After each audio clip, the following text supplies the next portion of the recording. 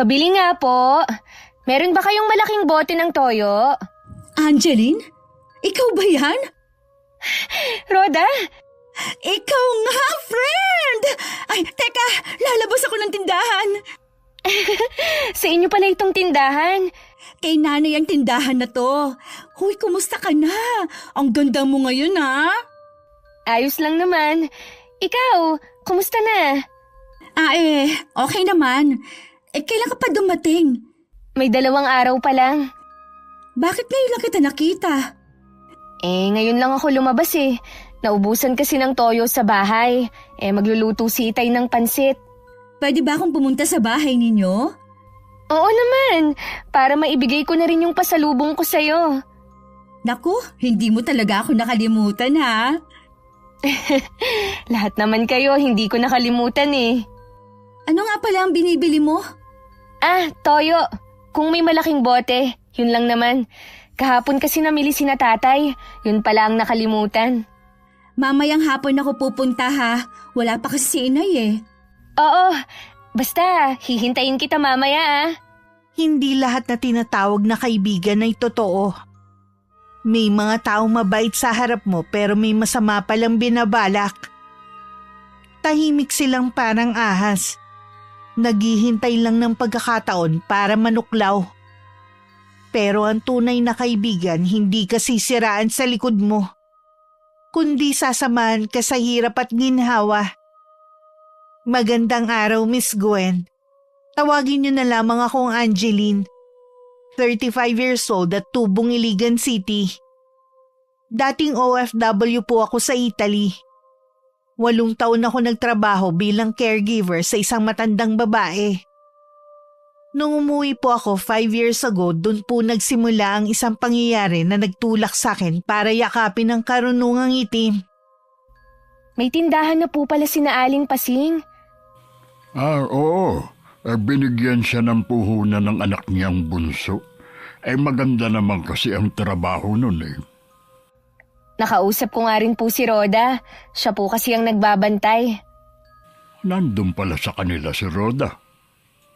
Bakit po, Tay? Hindi na ba doon nakatira si Rhoda? Matagal kang nawala. Ang dami nang nagbago dito sa atin. Sa mga tao, lalo na sa kaibigan mo. Ano naman po, Tay? Gaya ng hiwalay na sa asawa ang kaibigan mong yun. Wala talagang forever sa mundong ito. Malas niya, dun siya natapat. Meron naman. Kami ng nanay mo. Yun nga lang, maaga siyang kinuha sa atin. Oo nga po. Tapos, hindi na rin naman kayo nag-asawa ulit. Ayoko na rin naman. Kontento naman ako sa inyong magkakapatid. Ano pa po ang mga pinagbago dito sa lugar natin pagkatapos kong umalis? Ikaw na lang mismo ang tumuklas. Hindi ka naman naaalis eh.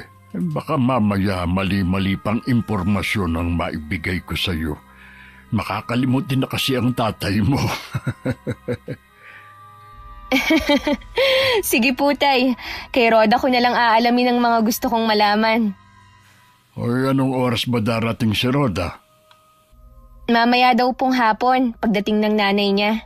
May pasalubong ka ba bang natitira para sa kanya? Meron pa naman po. Pasensya ka na, Iha.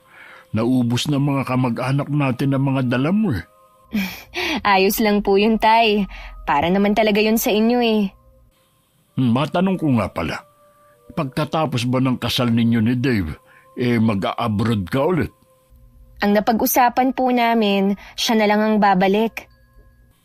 Masaya ako dahil hindi lang trabaho ang inatupag mo sa ibang bansa, nagkaroon ka rin ng nobyo doon. Nag-aalala pa naman ako na tumanda kang dalaga. Kung sakali nga pong hindi na ako makakapag-asawa, ayos lang naman yun sa akin eh. Hindi ko naman gusto yun. Tignan mo nga ang tsamira mo. Mag-isang namumuhay dahil hindi na nakapag-asawa. Tingin ko naman po kay Chang, masaya siya kahit mag-isa lang siya sa buhay.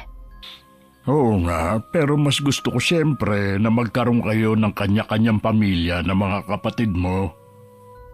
Kaya nga po mag-aasawa na ako.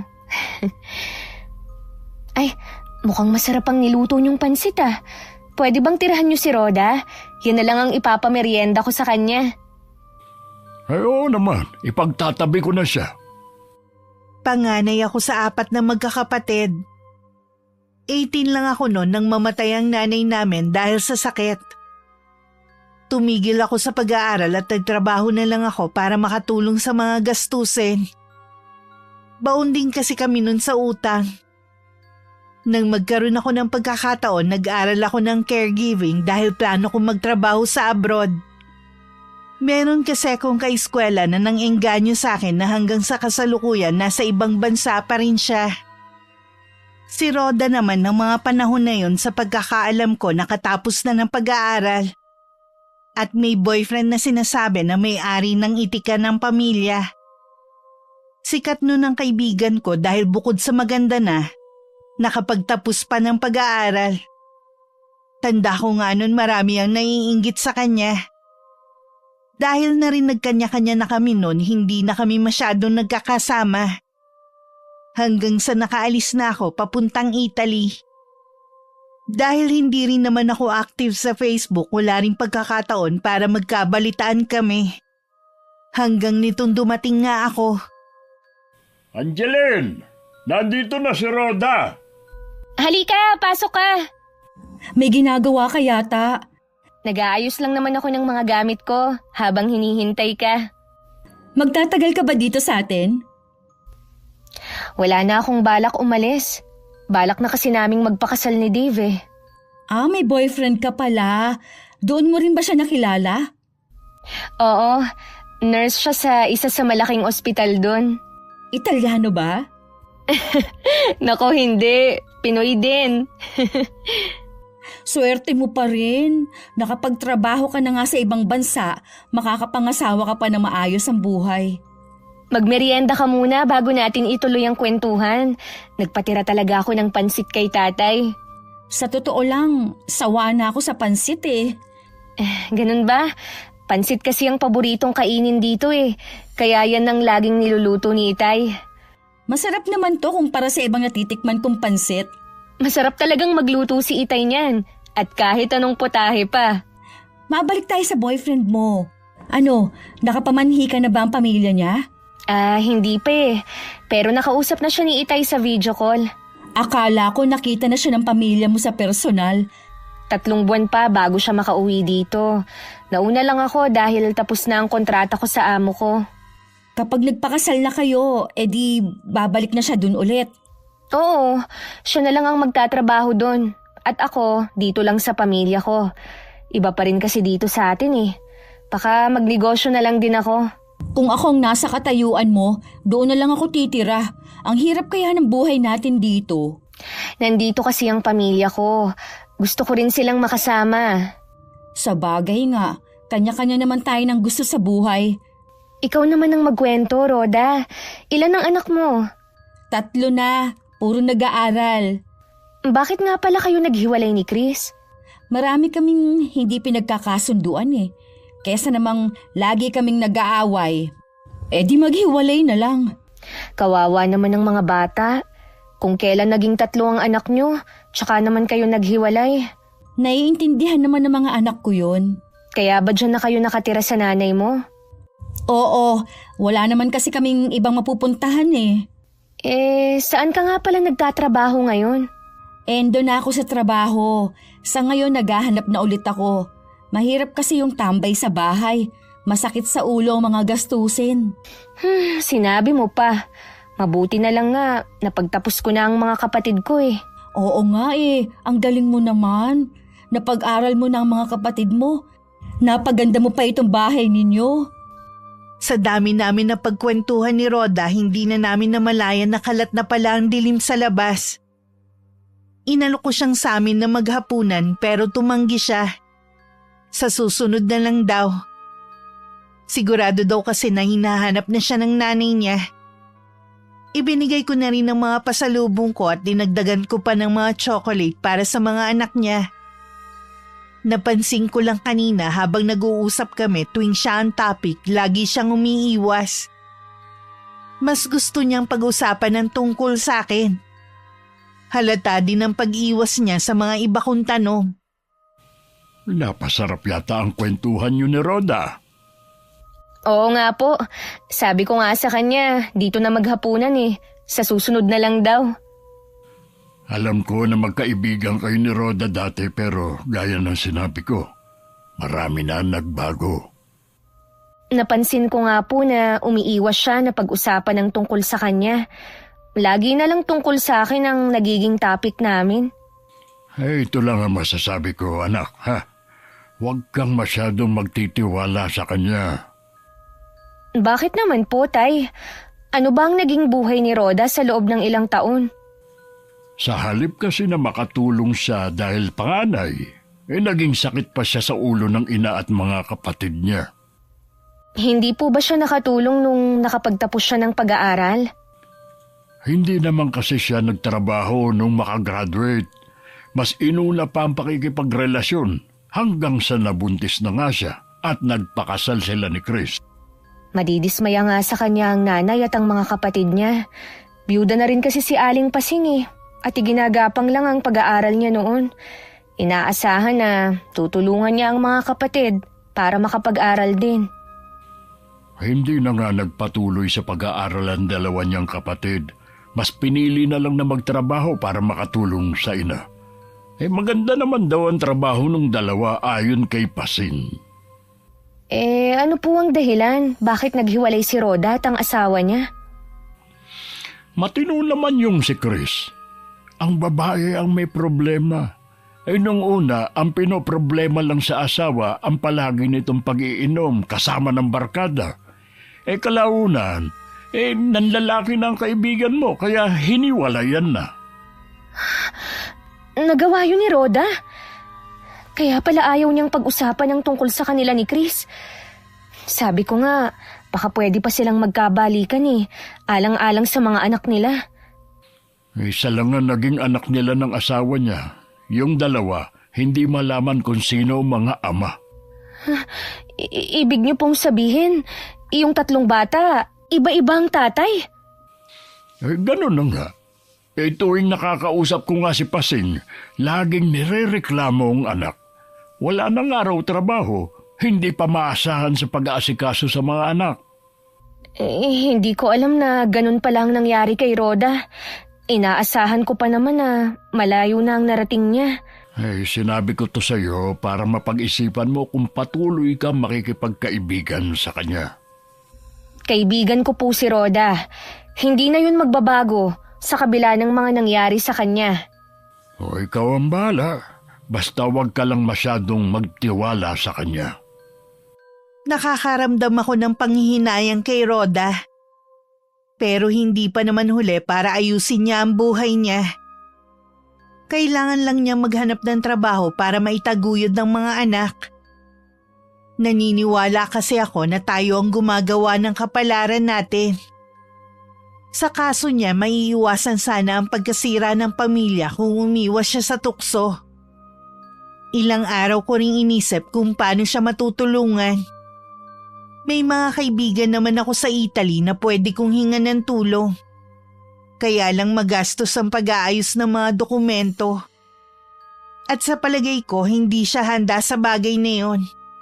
Pero babanggitin ko pa rin sa kanya. Ang lalim ng iniisip mo ah. Siguro, namimiss mo ang Italy. Rhoda, ikaw pala. Anong ginagawa mo dito sa labas ng bahay niyo? Tumatambay lang. Wala kasi akong magawa sa loob ng bahay eh. Buti na padalaw ka. Naiinis lang kasi ako sa amin kaya lumabas muna ako. Wala nang ginawa si inay kundi sermonan ako eh. Ano naman ang ikinagagalit ni Aling Pasing? Kung ano-ano lang naman ang ibinabato sa akin nun. Kasalanan ko ba kung wala akong mahanap na trabaho? Wala nang mabuti sa kanya kundi yung dalawa kong kapatid. Baka gusto mong subukan mag-abroad. May kakilala kasi ako sa Italy na... Pasa ko. Ayokong magpaalila sa ibang bansa, no? Malaki naman ang kita sa ibang bansa kaysa dito sa atin. Naghahanap naman ako eh. Hindi lang talaga sinuswerte. Tsaka ayokong iwan ng mga anak ko. Kung dun ka kasi makakapagtrabaho, basta marunong kang humawak ng pera, makakaipon ka kagad. May iba naman akong plano eh. Maliban sa paghahanap ng trabaho, maghahanap rin ako ng mayaman na susuporta sa akin. Mas okay pa rin kung paghihirapan mo ang pera mo kesa iasa sa ibang tao. Basta, yon ang plano ko at alam ko na mangyayari yun. Ikaw pa rin naman ang masusunod sa bagay na yan. Gusto ko lang kasing makatulong sana sa'yo. Salamat na lang, pero kaya ko naman ang sarili ko. Ang problema ko lang kasi si inay na wala nang ginawa kundi ang magbunganga. Naku, pagpasensyahan mo na lang ang inay mo. Maswerte ka pa nga eh, dahil kasama mo pa siya. Mas maswerte siguro ako kung mabait siya sa akin. May mga nalaman nga pala ako tungkol sa'yo. Baka isa rin yun sa dahilan kung bakit nagagalit ang inay mo. Alin doon? Yung hindi man lang ako nakatulong sa kanya? Bakit kailangan niya akong obligahin dahil lang sa pinag-aral niya ako? Obligasyon naman niya yon bilang ina. Mahirap lang kasi kayo kaya inaasahan niya na tutulungan mo sila. Wala na rin naman ako magagawa. Nandito ni. Kahit araw-araw pa nila akong sumbatan. Dahil tinalikuran ko sila, hindi naman na yun may babalik, no? Tsaka, maganda naman ang trabaho ng dalawa kong kapatid kahit hindi nakatapos. Ay, hindi ka pa rin pala nagbabago. Ayaw mo pa rin na pinagsasabihan ka. Araw-araw may bago ako nababalitaan tungkol kay Rhoda. Gaya ng araw na yon. Nagkukwento ang kapitbahay namin kay tatay na pinapalayas na raw ang kaibigan ko sa bahay ng ina. Dahil ayaw pa rin daw kasi maghanap ng trabaho. Puro pagpapaganda lang daw ang alam nitong gawin. Nagagalit na rin ang dalawang kapatid na gumagastos sa 3 anak nito. Nang makaalis ang kapitbahay namin, tsaka naman ako lumapit kay Itay. Napapailing pa ako dahil halata na tsismosa ang matandang babae. Hindi rin po halata na tsismosa si Aling Cheche, ah. Wala kasing mapaglibangan kundi chismis. Inalok ko nga po si Rhoda nung manggaling siya dito. Kung gustong magtrabaho sa Italy. Pero ayaw daw niyang magpaalila eh. Mapili siya eh. Tinutulungan mo na nga siya. Siguro inaalala din niya ang gagastusin. Magagawan naman po yun ng paraan eh. Kung gugustuhin niya. Tayo nga nun. Malaki rin ang nagastos at puro utang pa. Makaalis ka lang. Wala talaga siyang pangarap sa buhay. Naawa din kasi ako sa mga anak niya at kay Aling Pasing. Kahit naman maawa ka sa kaibigan mo, kung ayaw naman niyang tulungan ang sarili niya, wala rin. Gusto ko po siyang tulungan, Tay. Sa abot ng makakaya ko. Napakabait mo talaga, anak. Sana karapat dapat siya sa kabaitan mo. Nagmana lang po ako sa inyo ni Nanay. Hoy, tara na nga sa loob. Mainit na masyado dito sa labas. Tay, balak ko sanang puntahan si Tia Mira sa kanila. Nandun kaya siya ngayon? Kapag ganitong araw wala yun sa bahay niya. Ano ba ang sadya mo sa kanya? Makikipagkwentuhan lang po ako. Bukas ka na pumunta sa kanila. Alam ko na naiinip ka na. Tulungan mo na lang ako sa negosyo natin. Sige po. Kumusta naman po ang bakery niyo, Tay? Malakas naman. Palibasa nga kasi walang kalaban. At saka, masarap naman ang tinda nating mga tinapay. Lalo na yung malunggay pandesal natin. Sana dumating na si Dave dito. Naiintindihan ko na namimiss mo na siya. Ilang buwan na lang naman magkikita na kayo. At saka, lagi naman kayong magka-video call sa gabi Iba po kasi kapag sa personal Konting tiis na lang. Mabilis lang naman ang mga araw Maglibang ka na lang. Sa linggo, nagyayaya ang mga kapatid mo na kumain tayo sa labas. Sila na daw ang bahala. Nakakatuwa naman sila. Dati, sa akin sila laging nagpapalibre. Ngayon, sila na ang manlilibre sa atin. Gusto lang nilang makabawi sa lahat ng sakripisyo mo sa kanila. Sulit naman ang lahat ng sakripisyo ko eh. Tinupad nila ang pangako na magtatapos sila. Wala na akong mahihiling pa. Maayos na ang mga buhay nyo. Pwede na akong sumunod sa nanay nyo. Tayo naman, wag nga kayong magsasalita ng ganyan. Kahit malalaki na po kami, kailangan pa rin namin kayo. Biro lang naman yun. Hindi po magandang biro yun. Baka pagalitan pa kayo ng mga kapatid ko kapag nalaman nila ang sinabi ninyo. Huwag mo na lang sabihin sa kanila. Ang mabuti pa, tulungan mo na lang ako maghanda ng hapunan natin. Nagre-request si Miko ng adobong manok sa gata. Ang pagluluto na ng hapunan na naging banding namin ni Itay. Ang tatlo ko kasing kapatid may mga trabaho na. Minsan naman sa umaga sumasama ako sa bakery. Buhos man ang biyaya sa amin, lagi pa rin ako nakakaramdam ng lungkot. Siguro habang buhay ko na itong mararamdaman dahil sa pagkawala ni nanay sa amin. Dumating ang araw ng linggo. Ako ang pinapili ng mga kapatid ko kung saan kami kakain. Pagkatapos pinasyal din namin si Itay. Bago umuwi, dinalaw muna namin ang puntod ni nanay. Habang taimtim ako nagdadasal, nararamdaman ko ang malamig na simoy ng hangin sa paligid. Hindi ko alam kung ako lang ba ang nakaramdam o sila din. Mainit naman kasi ang panahon at hindi rin mahangin. Dahil pagod sa maghapon na pamamasyal at pakiramdam ko busog pa rin ako, hindi na ako naghapunan. Nakahiga lang ako nang tawagin ako ni Itay at sabihing nasa labas si Roda. Mabilis naman akong lumabas ng kwarto. Galing ako dito kanina. Sabi ni Aling Cheche, umalis nga daw kayong mag-aama. Saan kayo nagpunta? Namasyal lang kami. At saka dinalaw na rin ang puntod ni nanay. Hindi mo man lang ako niyaya.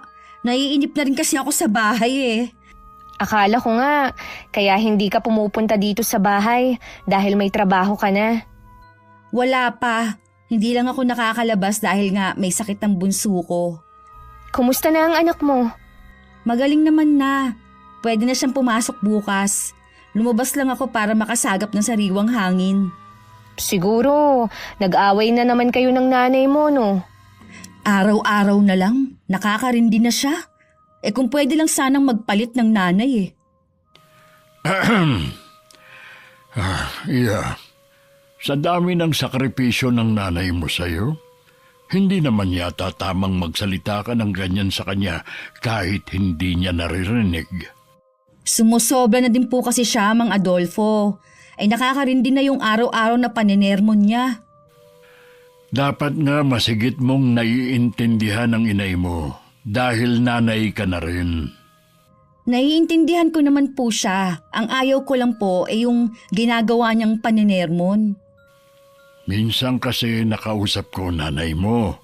Ang gusto niya makapaghanap ka ng trabaho para matulungan mo sila sa gastusin ng mga anak mo. Naghahanap naman po ako. Wala lang talaga akong mahanap. Sa panahon ngayon, Iha, hindi kailangan maging mapili sa trabaho. Hindi naman po ako mapili. Pagod na rin kasi ang nanay mo. Kung wala ka pang mahanap, sana ikaw nang nag-aasikaso sa mga anak mo. Iniintindi ko naman po sila. Gusto lang talaga akong hanapan ng butas ni nanay lagi para mapagalitan. Hangad ko na maging mabuti ang relasyon nyo na mag-iina. Ang mga anak mo kasi ang kawawa. Huwag po kayo mag-alala. Malapit nang magbagong kapalaran namin ng mga anak ko. O ano naman ang ibig mo sabihin, Iha? Kapag nakahanap po ako ng mayaman na mapapangasawa.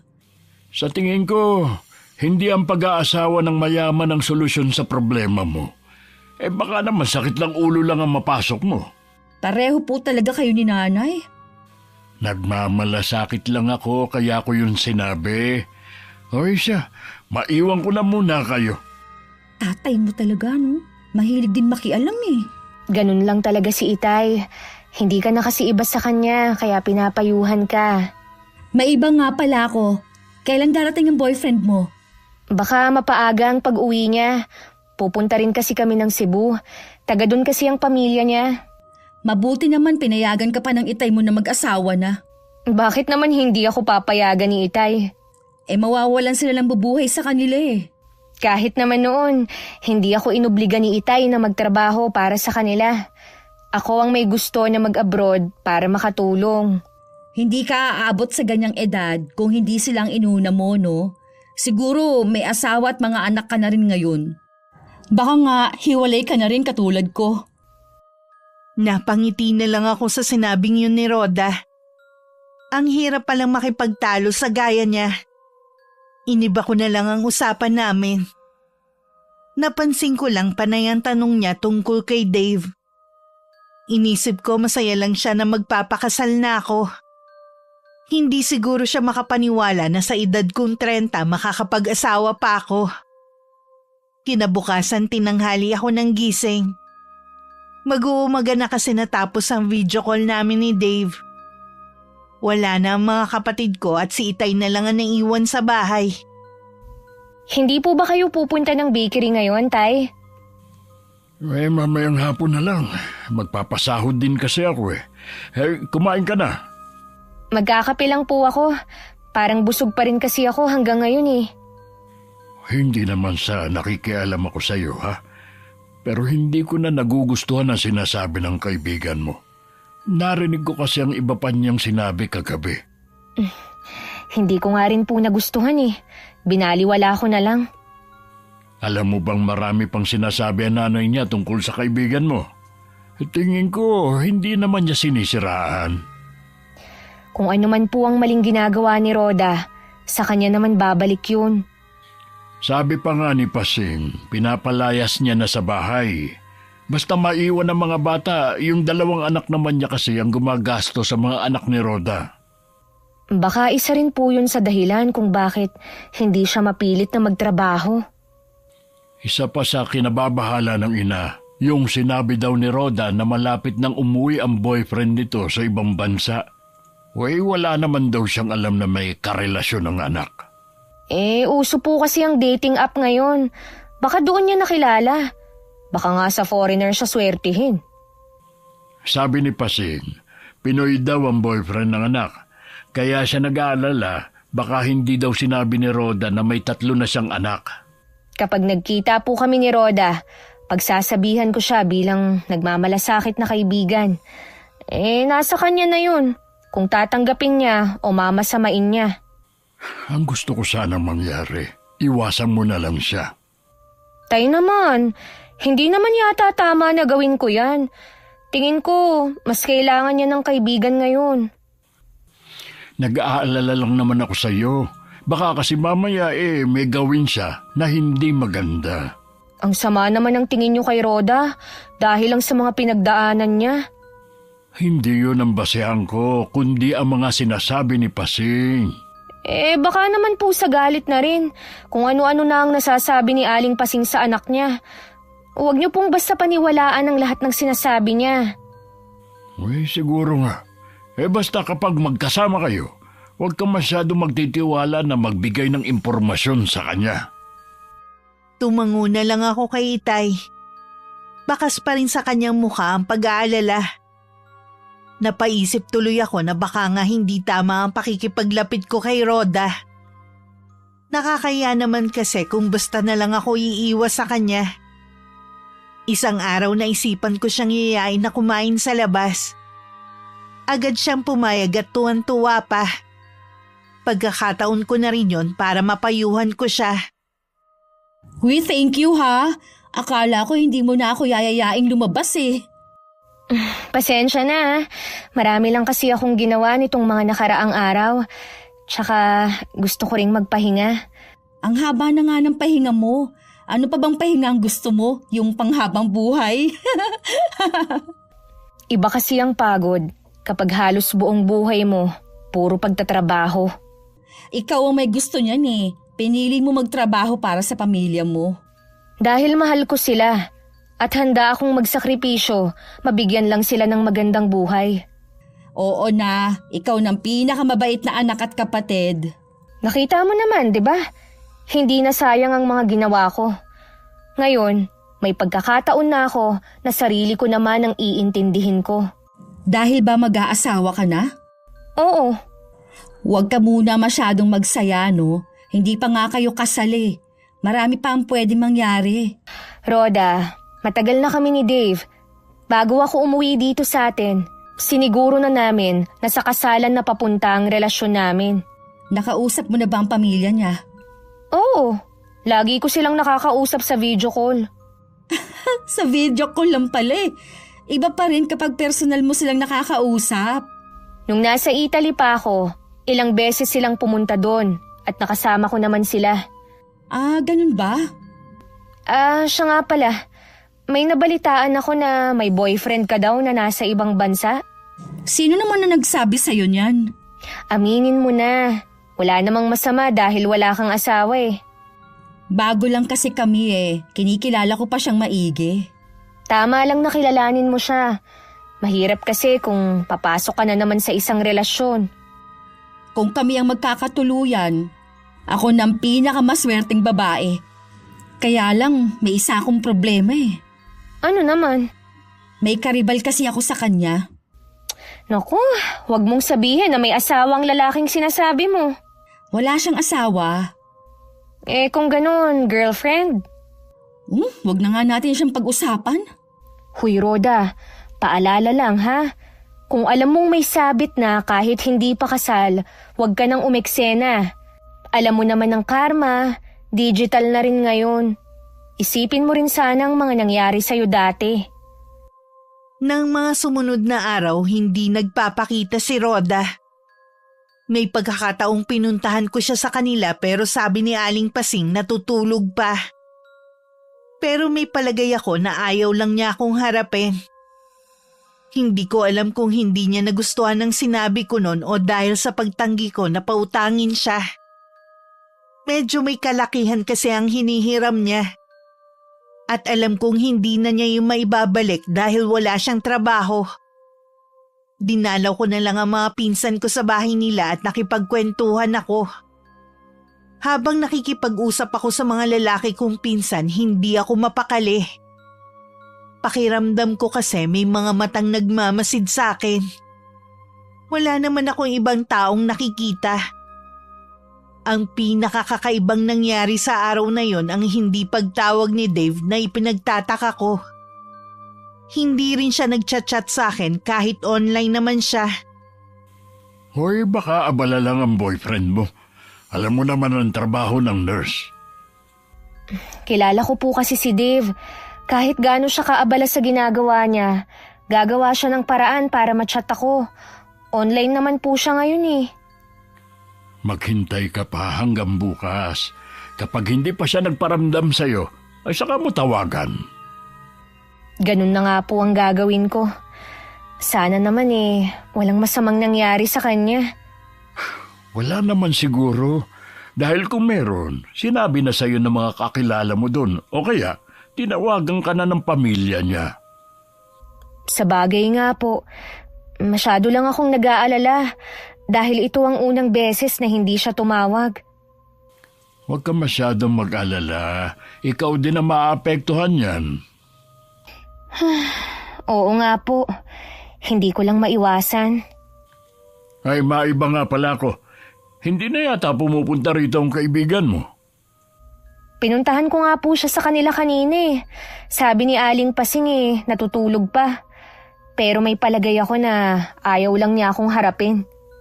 May pinagkagalitan ba kayo ni Rhoda? Hindi ko po kasi alam kung ano ang ikinagagalit niya eh.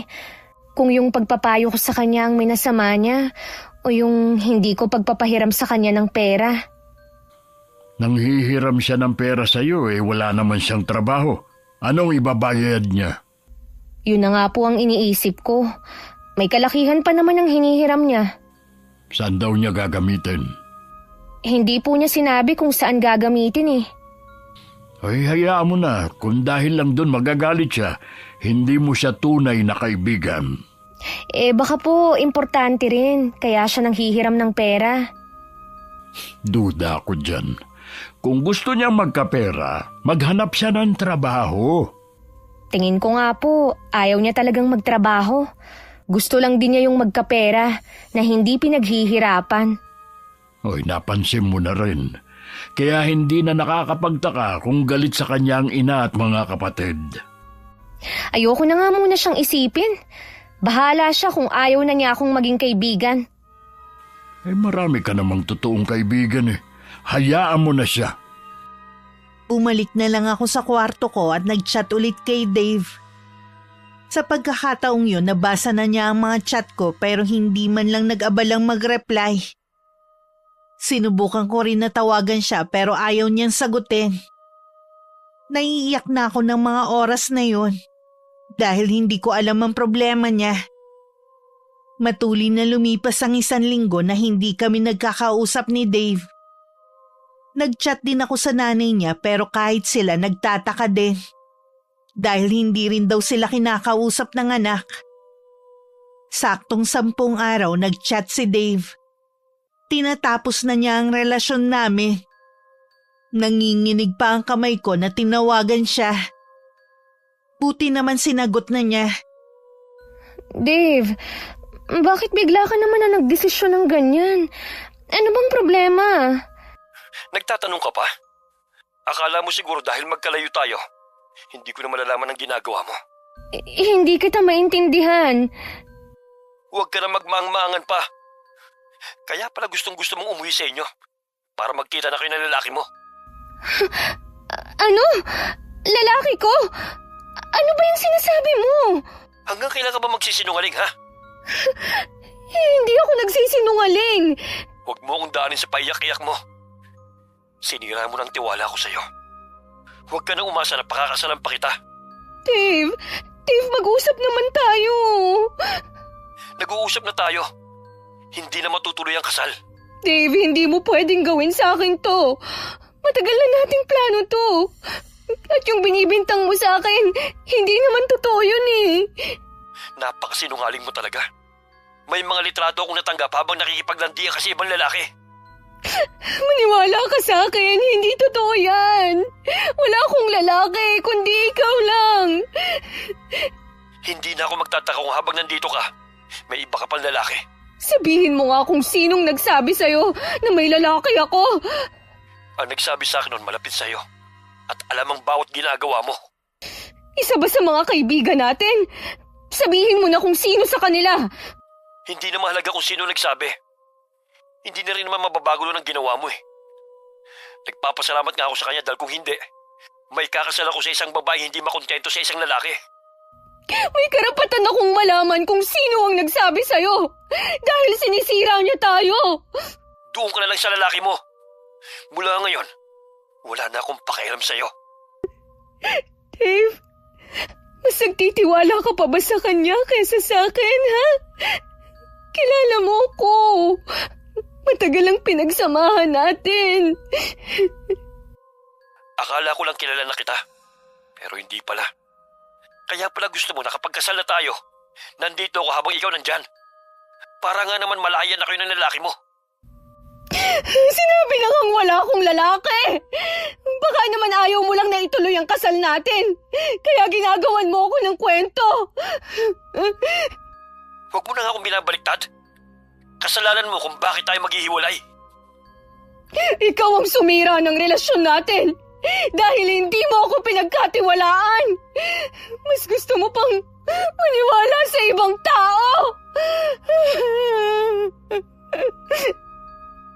Nang matapos ang tawag, napatulala na lang ako habang umiiyak pa rin.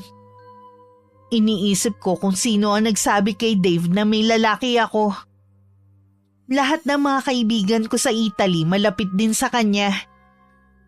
Lahat sila umaasa at masaya sa plano naming pagpapakasal. Pinalipas ko muna ang ilang sandali bago ko sila tinawagan isa-isa. Lahat sila nagulat sa sinabi ni Dave sa akin. Nangako pa sila nakakausapin ng boyfriend ko. Bala ko sanang tawagan ulit si Dave pero nagulat akong nakablock na ako sa kanya. Kinapalan ko na rin ang mukha ko at nagchat ako sa nanay niya. Pati ito galit sa akin.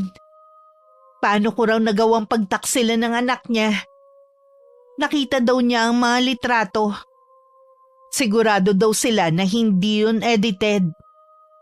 Sinabihan pa ako na wag nang manggulo. Kahit anong paliwanag ko, hindi na niya ako pinakinggan. Sa isang iglap nasira ang lahat ng plano ko dahil lang sa kasinungalingan ng isang tao. Bakit ang dilim ng buong bahay? Nakalimutan yata nilang magbukas ng ilaw.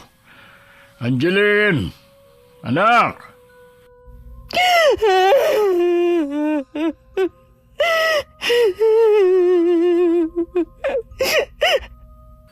Oh, Angeline! Ano nangyari? Bakit ang gulo ng kwarto mo? Nilooban ba tayo? Hindi po, Tay. Uy, bakit ka umiiyak? Paano mo ipapaliwanag ang kalat dito? Huwag mong sabihin na ikaw may gawa nito. Hindi ko lang po kasi napigilan ang sarili ko eh. Aayusin ko naman ang mga yan. Hayaan mo na muna mga kalat na yan. Sabihin mo muna kung bakit ka umiiyak. Kasi po, Tay, kausap ko kanina si Dave. Nakipaghiwalay na po siya. Hindi na po tuloy ang kasal namin.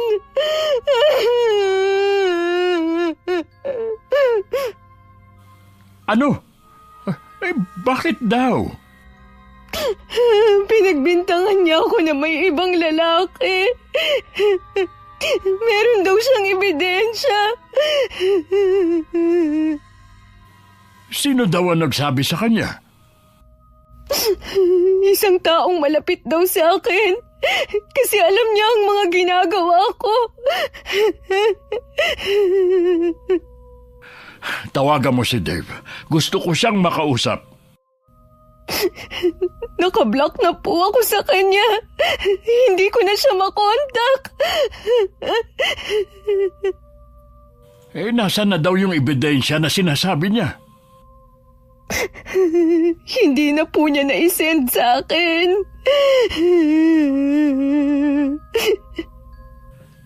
Baka naman gumagawa lang siya ng dahilan para umatras sa kasal ninyo. Naisip ko nga po yun eh. Kaya po tinawagan ko ang nanay niya. Pero galit din sila sa akin. Bakit ba mas pinaniniwalaan pa nila ang taong yun kaysa sa'yo? Hindi ko po alam. Iniisip ko kung sino sa mga kaibigan ko ang siniraan ako kay Dave. Lahat naman kasi malalapit sa akin eh. At masaya sa relasyon namin. Baka merong naiinggit sa'yo na hindi mo alam. Naguguluhan po ako ngayon, Tay. Hindi ko alam kung paano maaayos ang relasyon namin ni Dave kung magkalayo kami. Ang magagawa mo lang ay ang maghintay. Baka sakaling matauhan si Dave at siya na mismo ang tatawag ulit sa'yo. Kung sino man ang taong yun, hindi ko siya mapapatawad sa pagsira niya sa kaligayahan ko. Walang araw na hindi ako umaasa na tatawagan pa rin ako ni Dave. Pero lumipas na ang ilang araw, hindi pa rin siya nagpaparamdam. Ganon din ang mga kaibigan ko sa Italy. Hindi ko alam kung mas paniniwalaan pa nila si Dave kesa sa akin. Nagkukulong lang ako sa kwarto ko. Si tatay at mga kapatid ko naman walang ginawa kundi silipin ako. Hindi ko naman sila masisi kung nag-iisip sila na baka kung anong gawin ko. Isang buwan na rin ang nakakalipas. Sa palagay ko'y hindi ka talaga minahal ni Dave. 3 taon po kaming may relasyon ni Dave. Imposible po na hindi niya ako minahal. Baka hindi ganun kalalim ang pagmamahal niya sa'yo. Kaya ganun kabilis ka lang niyang pinakawalan. Siguro nga po. Ay, kalimutan mo na si Dave. Madali lang po yung sabihin. Pero mahirap gawin. Alam ko naman. Mabuti pa, tulungan mo na lang ako sa bakery natin. Huwag kang magmukmok dito sa bahay. Sige po, Tay. Sasama ako sa inyo bukas. Iniisip nga ng mga kapatid mo na mag-outing tayo para malibang ka. Pakisabi na lang po sa kanila na ayoko. Sayang lang ang gastos eh. Hindi rin naman po ako mag-i-enjoy dahil nasa isip ko ang nangyari sa akin. Ay, sige. Sasabihin ko sa kanila na sa susunod na lang. Salamat po, Tay. Alam ko na ginagawa niyo ang lahat para maging masaya lang ako.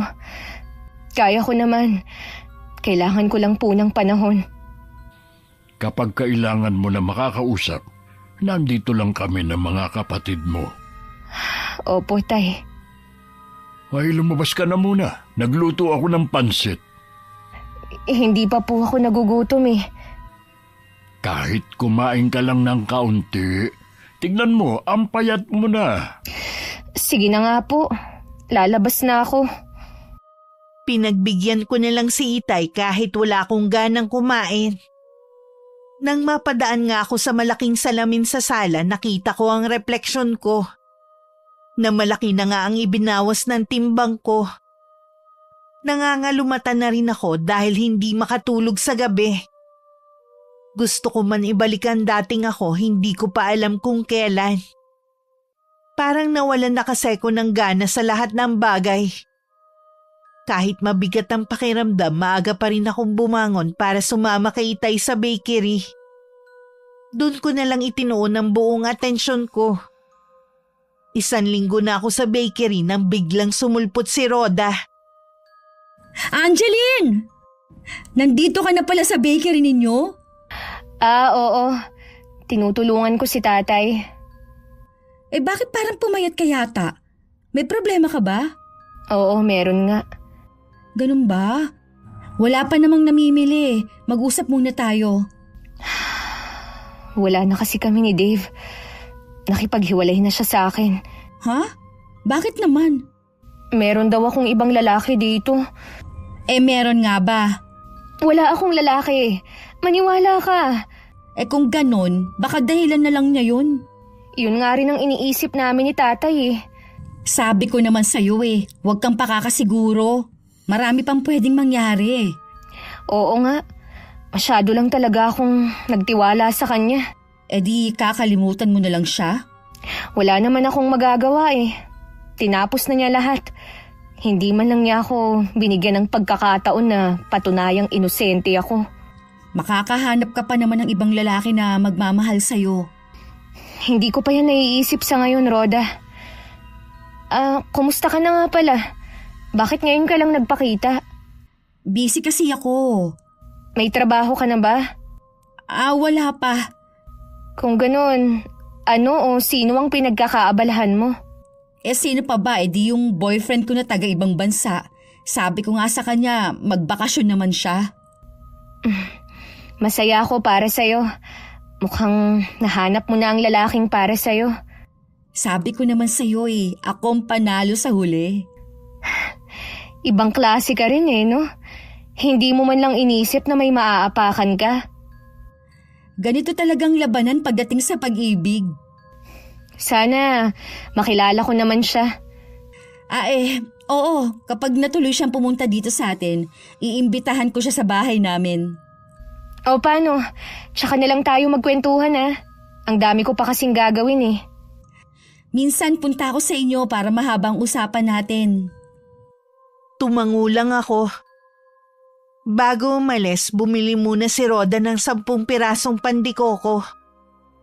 Wala naman talaga akong gagawin.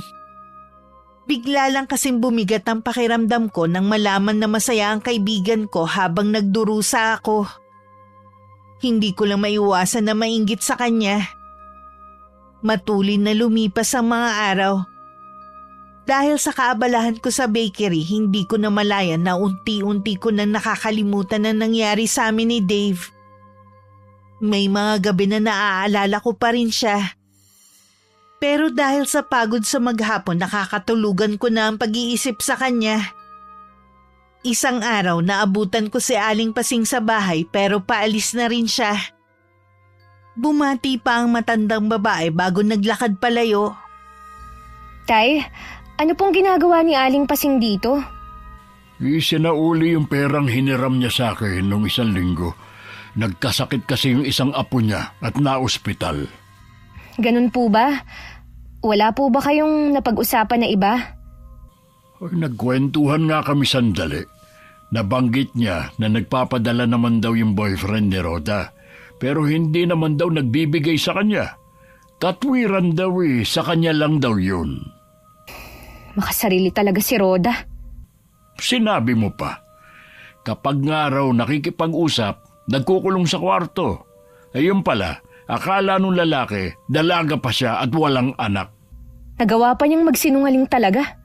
Saang bansa daw naroon yung boyfriend? Hindi alam ni Pasing eh. Ang alam niya, isang nurse ang lalaki sa malaking ospital.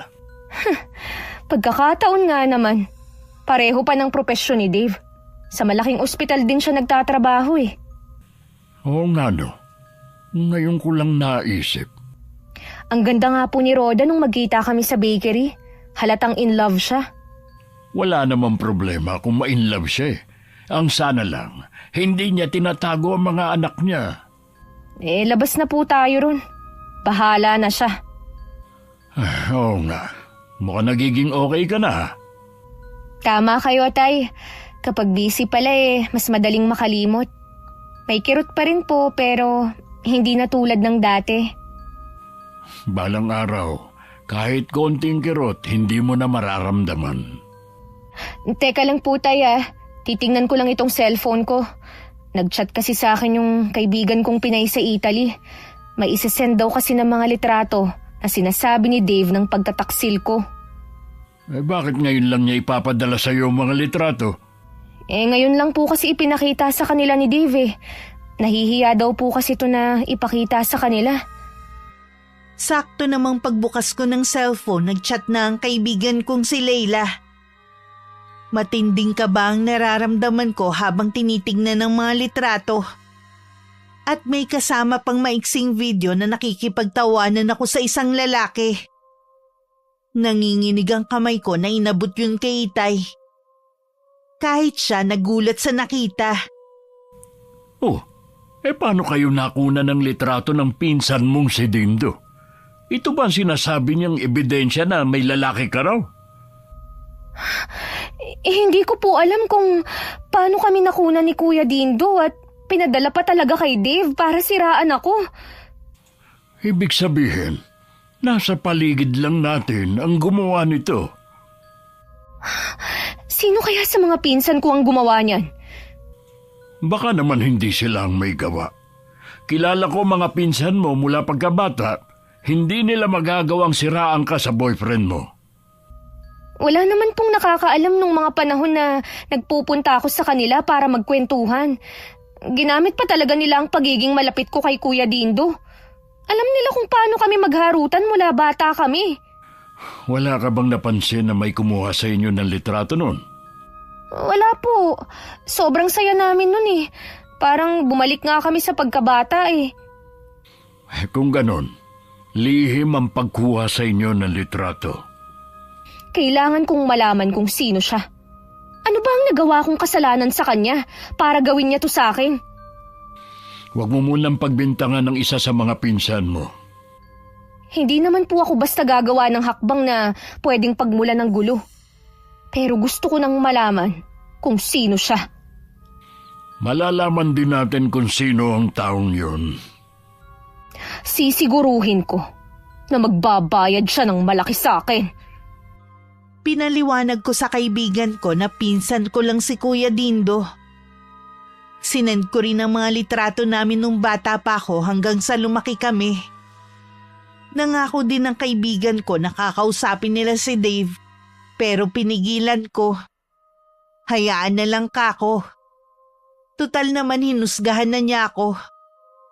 Dahil sa pag-iisip, puro palpak ang nagagawa kong trabaho sa bakery. Kaya nagpaalam na lang ako kay Itay na hindi na muna ako pupunta sa mga susunod na araw. Pinayagan naman niya ako. Mang Adolfo, wala po yata si Angeline ngayon. Hindi kasi maganda ang pakiramdam niya. Dahil pa rin po ba sa pakikipaghiwalay ng boyfriend niya sa kanya?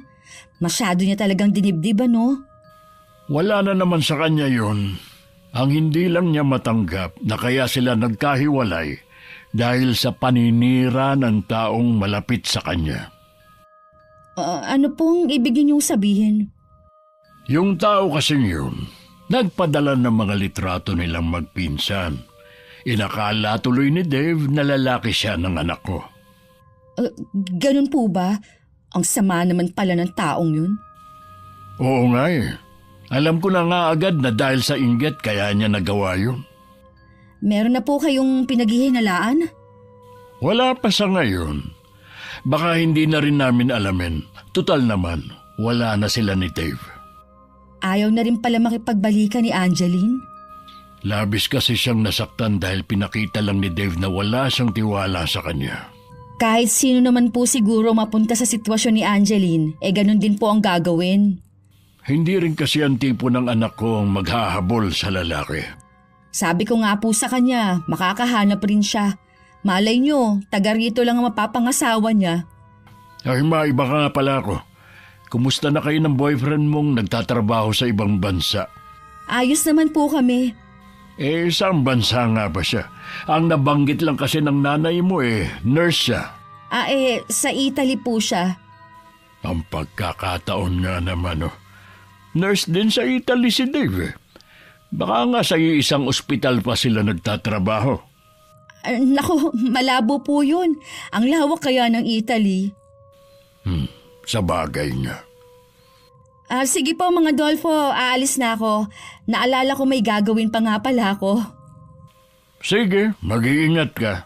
Ay pakisabi sa nanay mo, magkwentuhan naman kami sa ibang araw. Pag-uwi sa bahay ni Itay, agad niyang binanggit ang naging pag-uusap nila ni Rhoda. Dahil wala pa rin ako sa mood, hindi ko pinapansin ang sinasabi niya. Nakuha lang niya ang atensyon ko nang sabihin niyang baka si Rhoda ang nagtraidor sa akin. Bakit naman po siya ang naisip niyo? Dahil ang nurse at nasa Italy din nagtatrabaho ang boyfriend niya. Hindi lang yun. Dahil noon pa, ganyan na ang gawain niya dito sa lugar natin. Kaya malaki ang posibilidad na siya nagpadala ng mga litrato niyo ni Dindo doon kay Dave. Anong gagawin ko, Tay? Kukumprontahin ko ba siya? Hindi muna sa ngayon. Wala pa tayong ebidensya. Paano kaya sila nagkakilala? Maraming paraan, anak. Lalo na kung inalam ng ahas mong kaibigan ang Facebook account niya. Paano niya nagawa to sa akin? Kahit matagal kaming hindi nagkita, hindi nagbago ang turing ko sa kanya bilang kaibigan. Sinabihan na kita na hinay-hinay ka sa pagkukwento sa kanya ng tungkol sa buhay at mga plano mo. Hindi ko naman kasi alam na gagawin niya to sa akin Siguradong lalapit pa siya sa'yo, kaya maging maingat ka na. Ano pa ang nagawa ko sa kanya para gantihan niya ako? Hoy, hindi naman kailangan may gawin kang masama sa kapwa mo para gawang kanya ng masama. Sapat na ang matinding inggit. Kung tutuusin naman, mas nakalalamang siya sa akin. Hindi lang niya kasi ginamit ang utak niya. Kung alam ko lang na mangyayari ito, noong pa sana, pinigilan na sana kita na muling makipagkaibigan sa kanya. Sana, sinunod ko ang kutob ko. Hindi naman po kayo nagkulang ng paalala sa akin Kahit na, hindi ko pa rin maiwasan na sisihin ang sarili ko. Pinilit ko na lang maging masigla sa harapan ni Itay para hindi siya maapektuhan sa nangyayari sa akin. Kahit ang hirap magpanggap na ayos lang. Nang mga sumunod na araw, mas lalo kami naging abala. Kaya walang pagkakataon na magmukmuk ako sa kwarto ko. Ang katabing lote kasi namin na nabili ni Itay may 2 taon nang nakakalipas, balak na niyang patayuan ng paupahan. Kaya habang siya ang nag-aasikaso sa mga taong gagawa, ako naman muna sa bakery namin. Noon lang din kami nagkita ni Rhoda. Sa pagkakataong yun, parang may pader na akong inilagay sa pagitan namin. Galing ako sa inyo. Sabi nga ng itay mo nandito ka nga raw. Bakit nga pala pinalilinisan ng tatay mo yung lote sa tabi ninyo? Matagal na yung nabili ni Itay. Patatayuan namin ng paupahan. Ganun ba? Nabili niyo na pala yun? Hindi na talaga kayo mapigilan sa pag-asenso, no? Oo naman. Mula nung mag-abroad ako, unti-unti nang natupad ang pangarap namin. Mabuti na lang din, marunong ding humawak ng pera si Itay. Hindi na sayang ang pinapadala ko sa kanya. Masarap ding anihin ang sariling pinaghirapan. Ay, totoo yan. Wala namang nakakatawa. Ano nga pala ang bibilhin mo? Masyado ka namang seryoso. Apektado ka pa rin ba sa nangyari sa inyo ng boyfriend mo? Hindi na. Pero hindi ko kakalimutan ng gumante. Lalo na dun sa sumira sa akin. Sa paanong paraan ka naman gagante, Aber? Nakalimutan mo na ba ang tungkol sa tiya Mira ko? Ang nakababatang kapatid ni Inay? Tungkol ba sa pagiging mangkukulam niya? Di ba hindi naman totoo ang chismis sa kanya? Totoo ang usap-usapan tungkol sa kanya, Roda. Hindi mo naman siguro gagawin ang iniisip ko. Ano sa palagay mo? Sinabi ko na sa'yo na gaganti ako, di ba? Malaking kasalanan sa Diyos ang gagawin mo kung sakali, no? Mas malaki ang kasalanan na ginawa sa akin ng taong yun. Aalis na pala ako. May inuutos pa pala sa akin si nanay. Nasundan ko na lang ng tingin ng paglayo ni Roda. Ramdam ko rin na matinding takot niya sa sinabi ko tungkol kay Tia Mira. Lalo tuloy ako nagpuyo sa galit na baka siya nga ang nang-ahas sa akin. Nang mga sumunod na araw, hindi na ulit nagpakita ang kaibigan ko. Nararamdaman ko rin na hindi na siya ulit pupunta sa bahay o kahit dito sa bakery. Gusto ko sanang kalimutan na ang lahat pero hindi ako matahimik. Hindi ko matanggap na sa ganung paraan natapos ang relasyon namin ni Dave. Nang araw na yon, maaga akong umalis sa bakery. Balak kong puntahan si Roda sa kanila bago umuwi pero nagbago ang isip ko. Baka kasi hindi ako makapagpigil. Dumiretso na lang ako sa bahay. Naabutan ko si Itay na nakaupo at tila napakalalim ng iniisip. Tay, may problema po ba? Galing dito si Pasing kanina. Ano po ang sadya niya? Umamin na siya sa akin. Ano po ang inamin niya sa inyo? Si Dave nga raw ang tinutukoy ng anak niya na boyfriend. Ano po? Patawarin mo na daw si Roda. Huwag mo na daw siyang ipapakulam. Kinunsinti pa niya ang anak niya. Ilang beses naman daw niyang pinagsabihan ng anak niya pero hindi daw nakikinig sa kanya. Kasalanan din daw niya kung bakit naisipan ni Roda na agawin sa iyo si Dave. Wala na raw siyang ginawa kundi ikumpara siya sa iyo. Hindi dahilan yon para gawin niya yon. Ayun nga ang sabi ko kay Pasing. Hindi ko siya mapapatawad sa ginawa niya sa akin. O saan ka pupunta? Magtutuos kami ng babaeng yon. Pagdating sa bahay ni na Aling Pasing, nasa labas si Roda. Akmang papasok siya sa loob nang hilahin ko ang mahaba niyang buhok. Aray! Ano ba?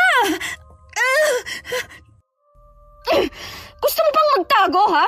Ahas ka? Paano mo ito nagawa sa akin, ha? Hindi ko alam ang sinasabi mo. Galing sa bahay ang nanay mo at inamin na niya ang lahat. Pinagkatiwalaan kita, Roda. Tapos ito lang ang gagawin mo? Oo na! Ako na may gawa nun. Wala ka na rin magagawa eh. Hindi na makikipagbalikan sa'yo si Dave. Sirang-sira ka na sa kanya at sa pamilya niya. Dahil sa kagagawan mo. Ano ba ang nagawa ko sa'yo? Para gawin mo to sa akin, ha? Wala! Nagkataon lang na inuulan ka ng swerte. Nasa iyo ng lahat, pati gwapo at maperang boyfriend. Kung ano man ang meron ako, pinaghirapan ko yon. Kung alam mo lang ang hirap na dinanas ko sa ibang bansa. Hindi lang swerte. May kaakibat din tong pagsisikap at tiyaga. Kahit ano pang sabihin mo, hindi mo na mababawi si Dave. Sa'yo na siya! Pero aanihin mo naman ang galit ko! Hindi mo ako matatakot. Kahit ipakulam mo ako sa tiyahin mo, hindi na rin magkakabisa ang sumpa niya. Nakikita mo ba itong medalyon na to, ha? Galing ito sa magaling na albularyo.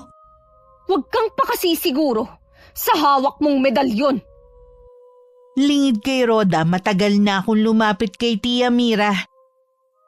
Patagal na nitong naisagawa ang orasyon. Kahit ilang albularyo pa ang lapitan niya, hindi agad mapapansin ang sumpang nakabalot sa kanya.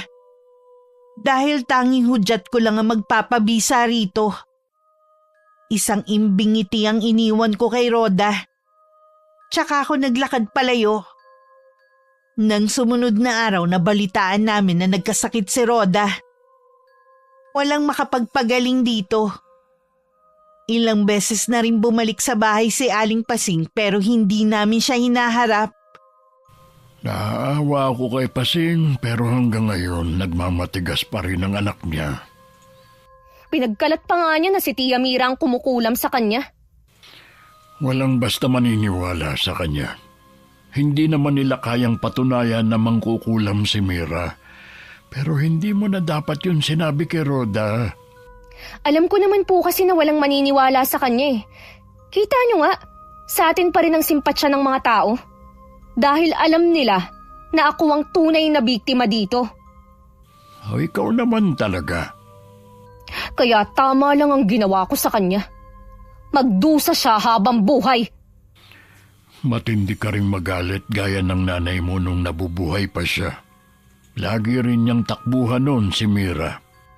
Meron na rin bang napakulam si nanay? Oo, nung hindi pa kami nagkakakilala. Pero nang magsama kami, mas pinili na lang namin ang mamuhay ng tahimik. Sa palagay niyo po, mali ba ang ginawa ko kay Rhoda? Kasalanan man ang ginawa mo, pero minsan kasi dahil na rin sa kasakiman ng ibang tao, kaya tayo nakakapaghiganti. Ang gusto ko, ikaw mismo ang makaalam kung hanggang saan lang dapat aabot ang paghihiganti mo.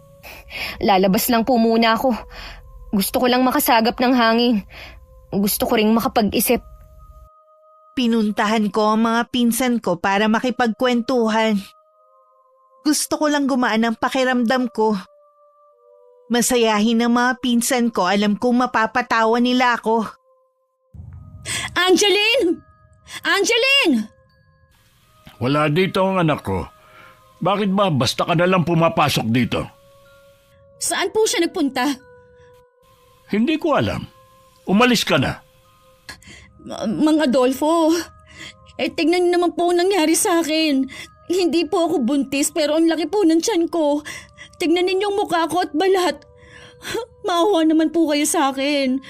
Patigilin niyo na si Angeline sa pagpapakulam sa akin. Akala ko ba may pangontra ka na sa kulam?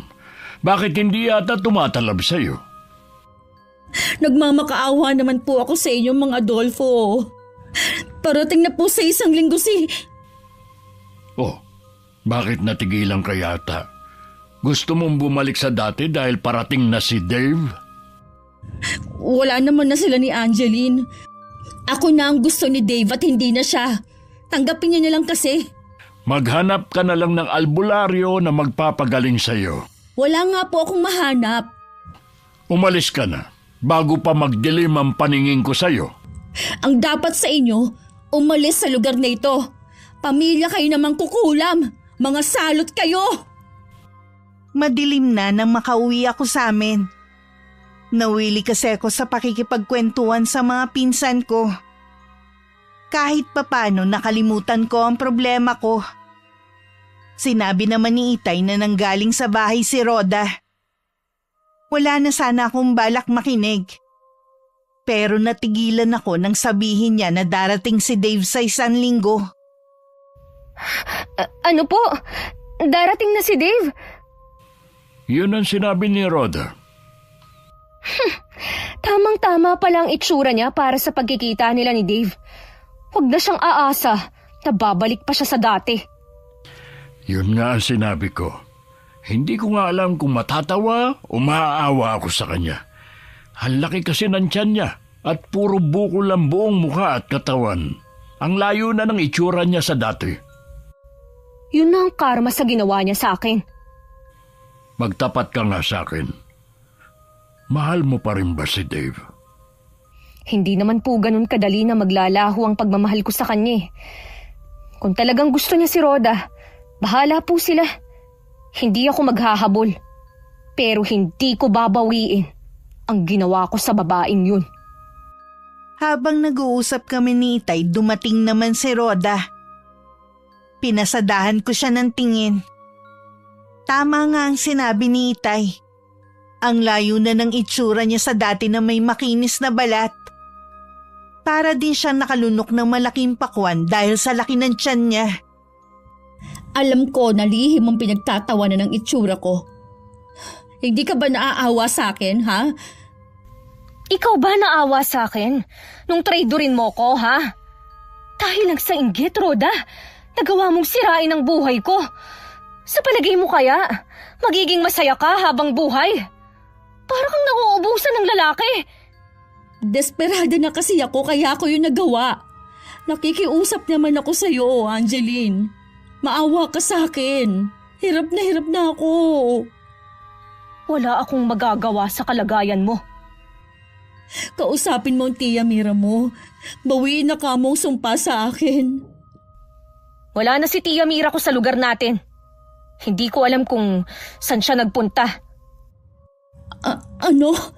Di habang buhay na lang akong ganito. Ginusto mo yan, di ba? Kaya yan ang karmang nararapat sa'yo. Paano na to? Paano ka magugustuhan ni Dave? Diyan mo nga siya masusubukan eh. Kung hanggang saan ka niya mamahalin. Hindi niya ako pwedeng makita ng ganito. Masisira ang plano ko. Wala ka na talaga sa tamang katinuan. Mabuti pa, umalis ka na. Nakatungo ang ulo habang umiiyak na umalis si Rhoda sa bahay namin. Ako naman pumasok na lang sa kwarto ko. Kinuha ko ang cellphone ko. Noon lang ulit ako nagbukas ng messenger. Ang daming chat ng kaibigan ko na nasa Italy. Kahit hindi daw ako pumayag, kinausap nila si Dave tungkol sa bintang sa akin na pagtataksil. Nasa lalaki na daw ang desisyon. Sa totoo lang nagpapakatatag lang ako para kay Itay at sa mga kapatid ko. Pero malapit na rin akong bumigay sa problema na hindi ko inaasahan na mararanasan ko. Mas matindi pa kasi ito sa naranasan ko nung nagtatrabaho ako sa ibang bansa. Sana lang malampasan ko tong pagsubok na to sa buhay ko. Lumipas ang 2 linggo, hindi na rin nagpunta sa bahay si Rhoda. Balita namin kung saan-saan ito dinadala ng ina para ipagamot. Sa ginagawa nila, lalo lang lumulubha ang sakit nito. Hindi na rin ako naglalalabas ng bahay maliban na lang kung pupunta ako sa bahay ng mga pinsan ko. Isang hapon nagulat ako sa kasama ni Itay. Ilang sandali rin ako natigilan. Hindi kasi ko sigurado kung totoo ba ang nakikita ko. Saktong nagtatanong siya sa may bakery, kaya isinama ko na siya rito sa atin. Kumusta ka na? Pasensya ka na kung ngayon na ako nakarating. Ayos lang naman ako. Pero ako ba talaga ang pinuntahan mo? Oo naman. Wala nang iba. Ay maiwan ko na muna kayo para makapag-usap kayo ng maayos. Dito lang po kayo, Tay. Gusto kong marinig niyo rin ang sasabihin niya. Gusto ko rin po kayo makausap, Tatay Adolfo. Ay kung yan ang gusto ninyo, maupo muna tayo. Una sa lahat, gusto kong humingi sa iyo ng tawad dahil naniwala ko sa kaibigan mong si Rhoda. May mga pinakita kasi sa akin mga litrato niyo. Kaya naniwala ko na magkaibigan nga kayo. Magkaibigan naman talaga kami. Kung ganun, bakit kanya siniraan sa akin? Isa lang ang naiisip ko na dahilan niya. Dahil yun sa matinding inggit. Diyos ko, napakatanga ko para maniwala kagad sa kanya. Nung makita ko kasi yung mga litrato at video nyo ng lalaking yon, hindi na ako nakapag-isip ng matino. Naunahan ako ng matinding selos at galit. Akala ko, kaya ka umuwi dahil makikipagkita ka kay Rhoda. Hindi ko naman itinago sa kanya na ikaw ang dahilan ng pag-uwi ko eh. At gusto ko rin siya makita pero hanggang doon lang yan. Walang halong mali siya. Kahit lagi siya nagpapahiwatig sa akin na may gusto siya. Pero sabi niya, boyfriend ka niya. Kilala mo ako. Hindi ako basta papatol sa isang babae na hindi ko naman lubusang kilala. Oo, inaamin ko na madalas kami magka-video call. Pero nililibang ko lang ang sarili ko. Dahil nasaktan ako sa pag-aakalang pinagtakasalan mo ako. Inaamin ko rin. Nagpapadala ako sa kanya dahil emergency daw. Dahil may sakit ang pamangkin niya. Mga anak niya ang mga batang yun. Ang pakilala niya sa akin dalaga siya. Gusto mo pa rin ba siyang makita? Pagkatapos ng mga nalaman ko, ayoko na siyang makita. Baka kung ano pang masabi ko sa kanya. Ngayong nalinawan na kayong pareho sa nangyari, anong plano ninyo? Hindi pa rin naman nagbabago ang plano ko. Nagpaliwanag na rin ako sa pamilya ko. Ako pa nga napagalitan ng nanay ko eh. Napakatanga ko daw. At inaamin ko naman yan. Gusto ko kasi na maliwanagan din si Rhoda. Hanggang ngayon kasi umaasa siya na kayo talaga. Kakausapin ko siya bago tayo umuwi ng Cebu. Kung pahihintulutan niyo po na sumama sa akin si Angeline. Gusto po kasi siya makilala ng iba ko pang kamag-anak at kapatid. Wala namang problema sa akin. Nasa hustong gulang na naman ang anak ko. Ipinauubaya ko na sa kanya ang pagpapasya. Sige, sasama ako. Ay, alam kong pagod ka sa mahabang biyahe. Magpahinga ka na muna at magluluto din ako para sa hapunan natin. Masarap magluto ang itay. Siguradong magugustuhan mo. Maraming salamat po sa mainit niyong pagtanggap sa akin. Nagkakulay ulit ang mundo ko pagkatapos dumating ni Dave. Sa wakas nagkalinawan na rin kami at naipaliwanag ko na ang sarili ko. Dahil wala pa naman si Rhoda sa kanila, kinabukasan na masyal muna kami. Nakausap ko rin ang mga magulang ni Dave at humingi na sila ng dispensa sa akin. Isa na lang talaga ang problema namin, si Rhoda. Habang namamasyal kami, dumating siya sa bahay. Nakarating kasi sa kanya ang balita na nasa amin si Dave.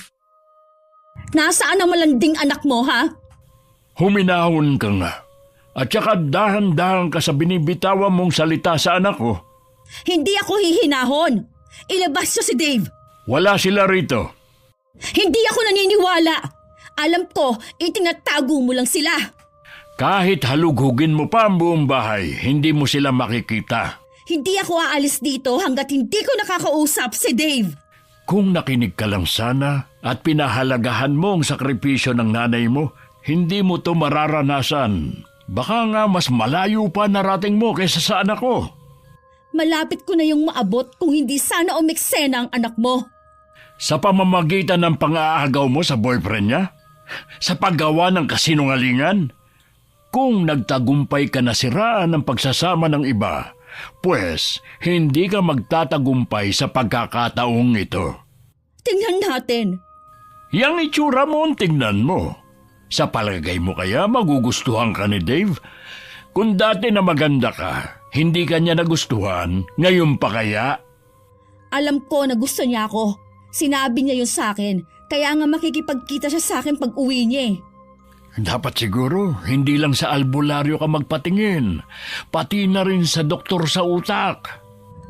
Sinasabi mo ba na nababaliw na ako, ha? Ano pa nga ba sa palagay mo? Hindi ako baliw!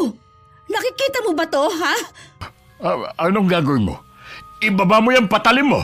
Hindi ko to ibababa hanggat hindi mo binabawi ang sinabi mo.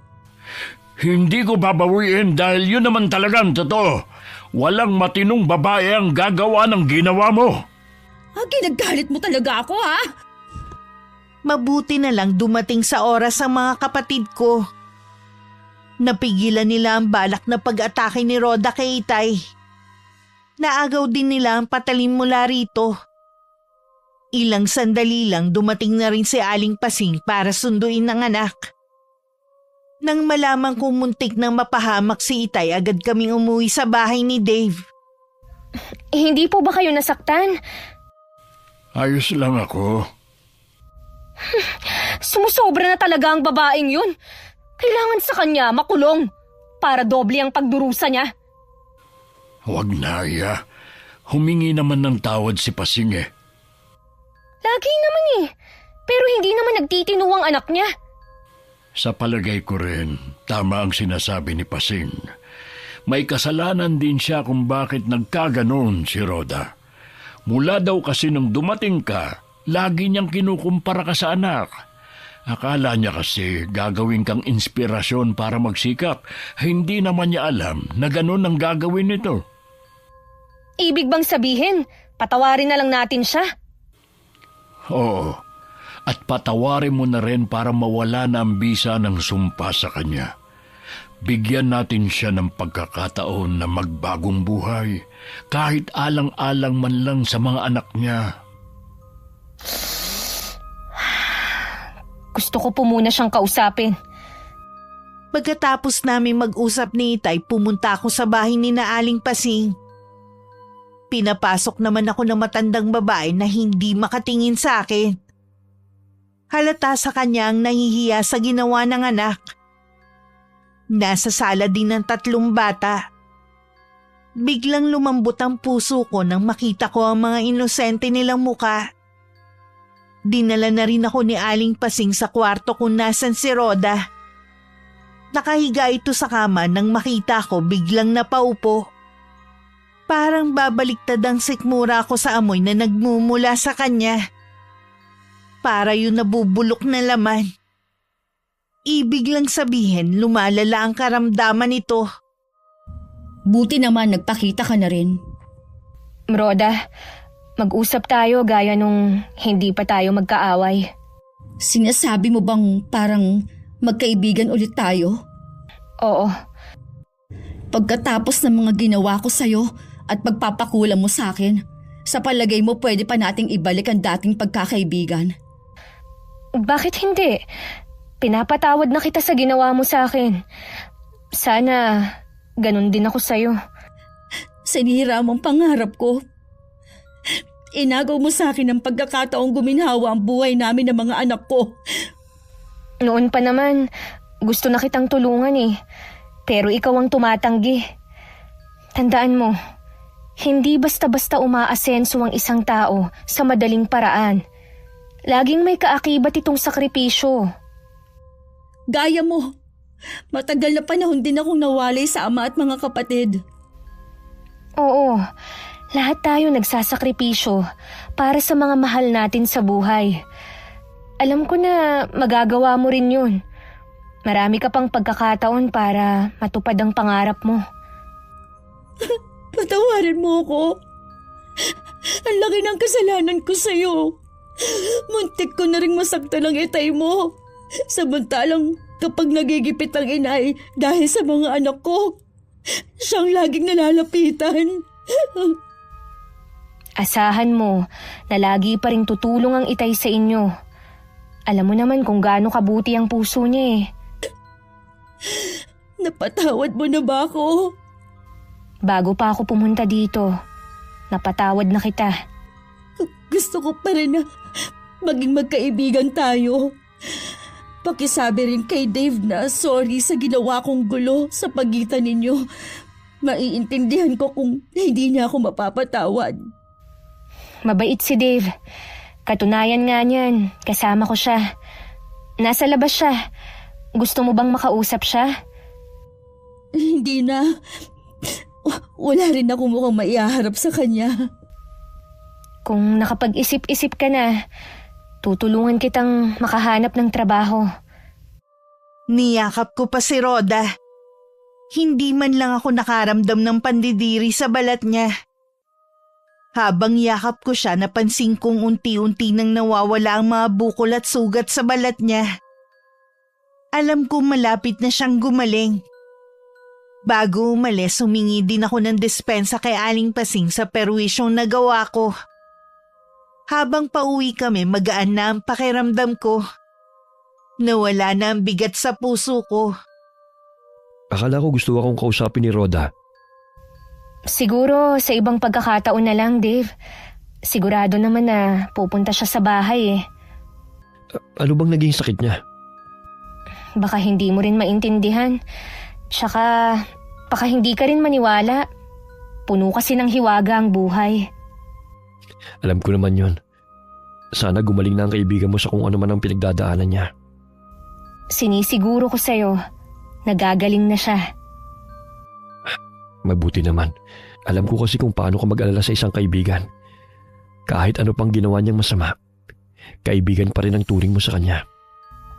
Ngayong tapos na ang problema natin, pwede na tayong umuwi sa inyo. Oo nga. Nangungulit na nga ang mga magulang ko kung kailan tayo uuwi.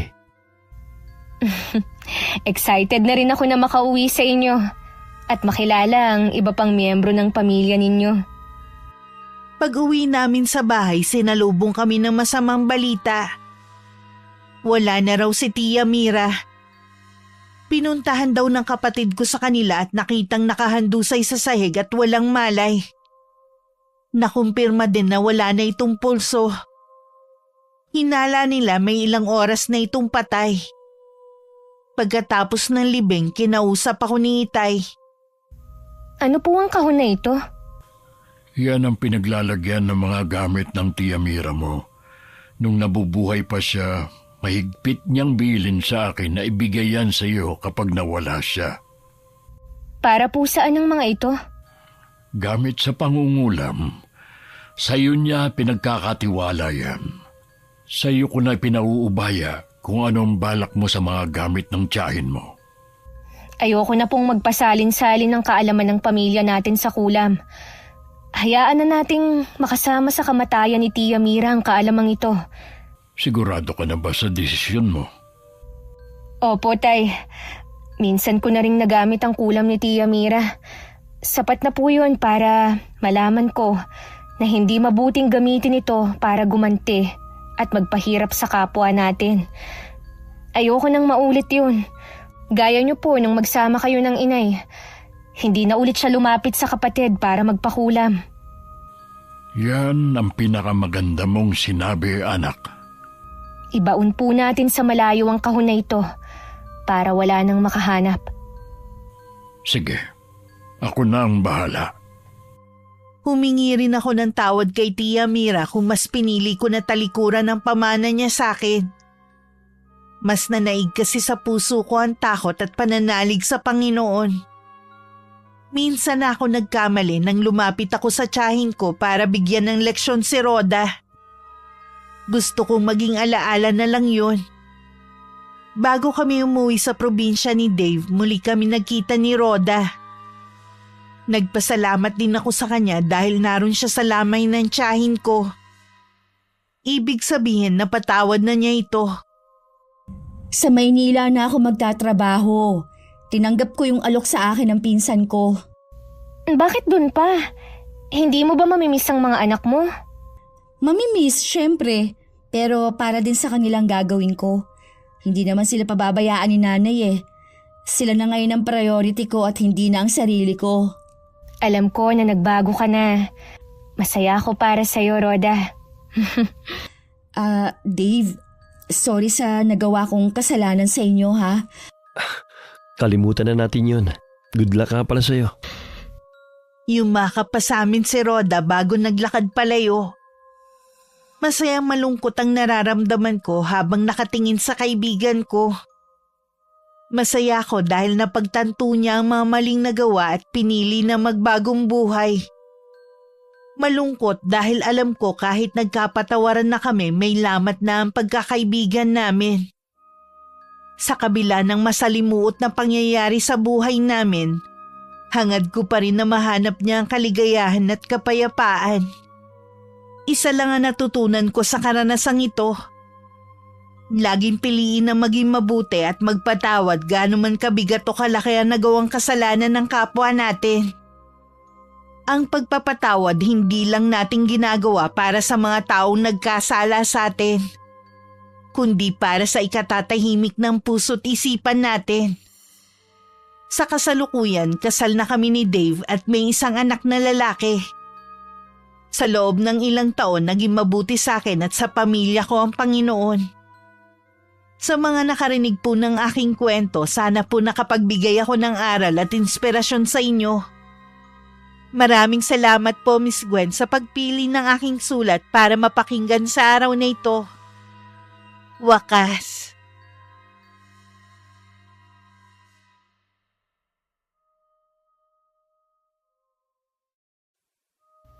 Pabili nga po. Meron ba kayong malaking bote ng toyo? Angeline,